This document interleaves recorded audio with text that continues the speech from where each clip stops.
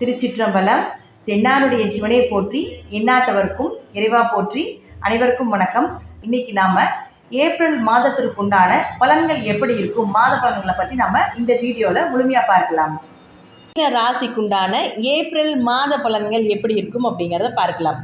மீன ராசியை பொறுத்த வரைக்கும் பார்த்தீங்கன்னா, இந்த மாதம் உங்களுடைய ராசி அதிபதி மாறுறாரு. 1 மற்றும் 10ஆம் அதிபதியாகி உங்களுடைய ராசியில் இருக்கும்போது தொழில் நல்ல வளர்ச்சி, இதெல்லாமே நல்லா இருந்திருக்கு உங்களுக்கு. அதே போல் இப்போது இந்த 21ஆம் தேதிக்கு மேலே உங்களுடைய ராசி அதிபதி 2ஆம் வீட்டுக்கு வராரு.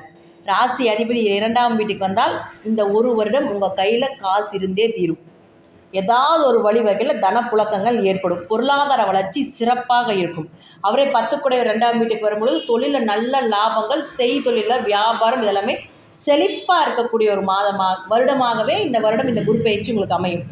அடுத்து பார்த்துட்டிங்கன்னா, உங்களுடைய ராசிக்கு 2 மற்றும் 9ஆம் அதிபதினு சொல்லக்கூடிய செவ்வாய் இப்போ இருக்கக்கூடியது 4ஆம் வீடு.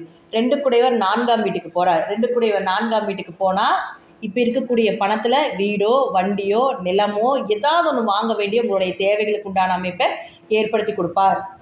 லக்ஸரியான வீடு வாங்கலாம், அல்லது உங்களுக்கு பிடித்த மாதிரி வண்டி ஏதாவது வாங்கலாம். உங்களுடைய ஆரோக்கியத்துக்கு, உங்களுடைய ஃபிட்னஸுக்காக ஏதாவது செலவு செய்ய வேண்டியது, இதற்கு எல்லாமே பண தேவைகளை பூர்த்தி செய்து கொடுப்பார். அதே போல் 2 கூட 4ஆம் வீட்டில் இருந்தால் அம்மாவுக்கு, உறவினர்களுக்கு, நண்பர்களுக்கெல்லாம் நீங்கள் உதவி செய்ய வேண்டிய ஒரு காலகட்டத்தை ஏற்படுத்தி கொடுப்பார். அவரே 9ஆம் அதிபதியும் ஆகி 4ஆம் வீட்டில் இருக்கும் பொழுது 9 குடையவர் 4ஆம் வீட்டுக்கு வந்தால் தாய் தந்தையினுடைய ஆரோக்கியம் சிறப்பாக இருக்கும். நல்ல குருமார் உங்களுக்கு ஏற்படுத்தி கொடுப்பார். பூர்வீக சொத்து, 4ஆம் இடம் அப்படிங்கிறது சொத்து, 9ஆம் இடங்கிறது பூர்வீகம். அப்போ பூர்வீக சொத்து, பரம்பரை சொத்து, இதெல்லாமே கிடைப்பதற்குண்டான வாய்ப்பையும் ஏற்படுத்தி கொடுப்பார். அடுத்து உங்களுடைய ராசிக்கு 3 மற்றும் 8ஆம் அதிபதினு சொல்லக்கூடிய சுக்கிர பகவான் இப்போ இருக்கக்கூடிய வீடு பார்த்துட்டிங்கன்னா 2ஆம் வீட்டில் இருக்கார். 3 குடையவர் 2ஆம் வீட்டில் இருந்தாலே நிச்சயமாக காரிய ஜெயங்கள் உண்டாகும். பொருளாதார வளர்ச்சிக்கு உண்டான எல்லா விஷயங்களும் நீங்கள் ஏற்படுத்தி கொடுப்பீங்க. திறமைகள் வெளிப்பட வேண்டிய ஒரு காலகட்டங்களாக இருக்கும். குடும்ப ஒற்றுமையும் நிலைத்திருக்கக்கூடிய ஒரு காலகட்டங்களாக இருக்கும். அதே போல் 8ஆம் அதிபதியாக 2ஆம் வீட்டில் ராகுவோட சேரும் பொழுது தசாபுத்தி நல்லா இருந்தால், நல்ல திசைகள் நடந்தால், இந்த 8 குடையவர் ராகுவோட சேரும் பொழுது நிச்சயமாக ஷேர் மார்க்கெட் நல்ல பணம், லாட்டரியில் நல்ல லாபம் கிடைப்பதற்குண்டான வாய்ப்பையும் ஏற்படுத்தி கொடுப்பார். ஆனால் யாருக்கும் வாக்கு கொடுக்கக்கூடாது, பேச்சுவார்த்தையில் ரொம்ப கவனமாக இருக்க வேண்டும். அதே போல் பார்த்துட்டிங்கன்னா, ஏதாவது ஒரு வழிவகையில் உங்களுக்கு பிரச்சனைகள் தானாக தூண்டிவிடக்கூடிய ஒரு அமைப்பாக இருக்கும். ஆனால் பேச்சில் மட்டும் அதனால் கவனமாக இருக்க வேண்டும். அடுத்தது பார்த்துட்டிங்கன்னா, உங்களுடைய ராசிக்கு 4 மற்றும் 7ஆம் அதிபதினு சொல்லக்கூடிய புதன் இப்போ இருக்கக்கூடிய வீடு 2ஆம் வீடு. புதனுடைய வீட்டில் செவ்வாயும், செவ்வாயினுடைய வீட்லேயும் புதன் இருக்கார். இப்போ இது மிகப்பெரிய ஒரு பரிவர்த்தனை யோகம். இந்த புதன் செவ்வாய் அதே போல் பார்த்துட்டிங்கன்னா புதன் வக்ரமாகி பரிவர்த்தனை ஆகிறார். இது என்ன பண்ணுன்னு கேட்டிங்கன்னா, உங்கள் ஜாதகத்தில் புதன் யாருடைய ஜாதகத்துலலாம் வக்ரமாக இருக்குன்னு பாருங்கள். அவங்களுக்குலாம் என்ன நடக்கும்னா, கணவன் மனைவிக்குள்ள இருந்த கருத்து வேறுபாடுகள் விலகும், திருமண வரன் தேடி வரும், எதிர்பார்த்த திருமண வரன் உங்களுக்கு அமைவதற்குண்டான வாய்ப்பு உண்டு. அதே போல் சுக்கிரனோடு சேர்ந்து இருக்கிறதுனால நல்ல பொருளாதார வளர்ச்சி உள்ள திருமண வரன்கள், உங்களுடைய தேவைகளை, உங்களுடைய ஆசைகளை பூர்த்தி செய்யக்கூடிய ஒரு வரன் அமைவதற்குண்டான வாய்ப்புகள் உண்டு. தாயினுடைய ஆரோக்கியம் சிறப்பாக இருக்கும். தாய்க்கும் உங்களுக்கும் இருக்கக்கூடிய கருத்து வேறுபாடுகள் விலகும். நீங்கள் அம்மாவுக்கு உதவி செய்கிறது, நண்பர்களுக்கு உதவி செய்கிறது, அவங்க உங்களுக்கு உதவிகள் செய்கிறது. அதே போல் தந்தை, தாயினுடைய பூர்வீக சொத்துக்கள், இதெல்லாமே கிடைப்பதற்குண்டான வாய்ப்புகளும் உண்டு.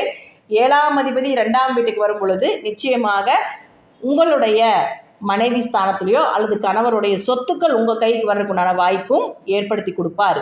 யாருக்கெல்லாம் புதன் வக்ரமாக இருக்கிறவங்களுக்கு. சரி, புதன் உங்கள் ஜாதகத்தில் வக்ரமாக இல்லை என்றால் 21ஆம் தேதிக்கு மேலே இதெல்லாமே நடக்கும். ஏன்னா புதன் வக்ர நிவர்த்தி 21ஆம் தேதி ஆகுறாங்க. அப்போ வக்ர நிவர்த்திக்கு அப்புறம் இந்த பலன் எல்லாமே உங்கள் ஜாதகத்தில் வக்ரம் இல்லாத ஜாதகருக்கு நிச்சயமாக நடக்கும். அடுத்து பார்த்துட்டிங்கன்னா, உங்களுடைய ஜாதகத்துக்கு 6ஆம், அதாவது உங்களுடைய ராசிக்கு 6ஆம் அதிபதினு சொல்லக்கூடிய சூரியன் ஜாதகத்திலே இருக்கார். 6 குடையவர் அதாவது சூரியனாகி உங்களுடைய ராசியிலே இருந்தால் கொஞ்சம் கோபம், கொஞ்சம் பிடிவாத குணங்கள் இதெல்லாமே இருந்தாலும் சூரியனுடைய இயற்கை தன்மை என்னன்னு கேட்டுட்டிங்கன்னா, பெயர், புகழ், அந்தஸ்து, மரியாதை இதெல்லாமே கிடைப்பதற்குண்டான வாய்ப்பையும் ஏற்படுத்தி கொடுப்பார். 6 குடையவர் லக்னம் ஏறுனாலே உத்தியோகத்திற்கு உண்டான வாய்ப்பு உண்டு.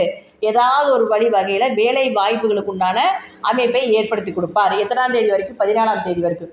அப்போ 14ஆம் தேதிக்கு மேலே 2ஆம் வீட்டுக்கு வராரு. அப்போ இந்த 14ஆம் தேதிக்கு மேலே 6க்குடையவர் 2ஆம் வீட்டுக்கு வந்துடுவார். அப்போ 6க்குடையவர் 2ஆம் வீட்டுக்கு வந்தால் கடன் அடைப்படுவதற்குண்டான பணப்புழக்கத்தை ஏற்படுத்தி கொடுப்பார். 6-2 தொடர்பு ஏற்பட்டாலே உத்தியோகத்தில் ஏதாவது உங்களுக்கு ப்ரொமோஷன் ஏற்படுத்தி கொடுப்பார். இப்போ ஏதாவது ஒரு சின்ன சம்பளம் வாங்கிட்டு இருந்தீங்கனாலும் ஏதாவது ஒரு சம்பள உயர்வு அப்படிங்கிறதை நிச்சயமாக ஏற்படுத்தி கொடுப்பதற்குண்டான வாய்ப்பும் உண்டு. கொஞ்சம் காசு செலவாகும், அதாவது நோய்க்கு செலவாகும், கடன் அடைப்படுவதற்கு ஏதாவது செலவாகும், இல்லை வேறு வேலை ஏதாவது நீங்கள் தேடுற மாதிரி இருந்ததுன்னா அதற்கு ஏதாவது செலவுகளுக்கு இந்த 6-2 காம்பினேஷன் நிச்சயமாக ஏற்படுத்தி கொடுப்பார். இப்போது இந்த மீன ராசிக்காரர்களுக்கு பார்த்துட்டிங்கன்னா இந்த ஏப்ரல் மாதம் சிறப்பான ஒரு மாதம். சின்ன 90% நல்ல பலன், ஒரு 10% தான் பார்த்துட்டிங்கன்னா இந்த 6-2 தொடர்பு ஏற்படும் பொழுது ஒரு விரைய செலவுகள், ஒரு ஹாஸ்பிட்டல் செலவு, ஏதாவது ஒரு கடனுக்காக செலவு செய்ய வேண்டிய ஒரு சூழ்நிலைகள் இதெல்லாமே நிச்சயமாக ஏற்படுத்தி கொடுப்பார். ஆனால் மற்றபடி பார்த்துட்டிங்கன்னா பூர்வீக சொத்து, அம்மா சொத்து, அப்பா சம்மந்தப்பட்ட விஷயங்கள், தொழில், பொருளாதாரம், உங்களுடைய மனைவி வழி அல்லது கணவர் வழியில் வரக்கூடிய சொத்துக்கள் இதெல்லாமே இந்த ஏப்ரல் மாதத்தில் மூவ் பண்ணினீங்கன்னா நிச்சயமாக உங்களுக்கு கிடைப்பதற்குண்டான வாய்ப்புகளும் உண்டு. இது எல்லாமே ஒரு பொது பலன் மட்டும்தான். ஜாதகத்தில் தசாபுத்தி படி நான் சொல்லக்கூடிய கருத்துக்கள் மாறுபடலாம். நன்றி. மீண்டும் ஒரு நல்ல பதிவில் சந்திக்கலாம். திருச்சிற்றம்பலம், தில்லையம்பலம், ஸ்ரீ நரசிம்மர் திருவடிகளே சரணம். ஸ்ரீ குபேரன் டிவியை பார்த்தமைக்கு நன்றிகள். மேலும் இது போன்ற தகவல்களை தெரிந்து கொள்ள ஸ்ரீ குபேரன் டிவியை சப்ஸ்கிரைப் செய்யுங்கள். மறக்காமல் பெல் ஐக்கானை கிளிக் செய்யுங்கள்.